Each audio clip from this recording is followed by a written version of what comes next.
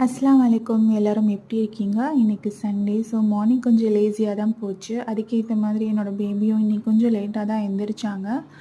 அவருக்காக food prepare பண்ணிட்டுருக்கேன். இன்ஸ்டன்ட்டா நம்ம எங்கேயாவது வெளியில போறதுக்காக இது பண்ணா நல்லாயிருக்கும் அப்படின்னு சொல்லிட்டு அரிசி, பாதாம், பொட்டுக்கல்ல, ஏலக்காய் ட்ரை ரோஸ்ட் பண்ணிவிட்டு நல்லா கொஞ்சம் ரொம்ப கருகாம நல்லா ட்ரை ரோஸ்ட் பண்ணிவிட்டு பவுடர் பண்ணி வச்சுக்கலாம். எப்பயாவது நம்மளுக்கு இது யூஸ் ஆகும் அர்ஜென்ட்டுக்கு.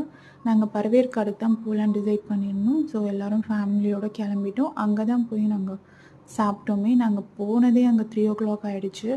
ரொம்ப நல்லா இருந்தது. ஃபோட்டோஸ்லாம் ரொம்ப நல்லா இருந்தது. பேபி ரொம்ப விளாண்டாங்க. அவர் ஃபஸ்ட் டைம் வந்து பீச்சில் விளாட்றாரு. பீச் மண்ணில் காலே வைக்க மாட்டாங்க.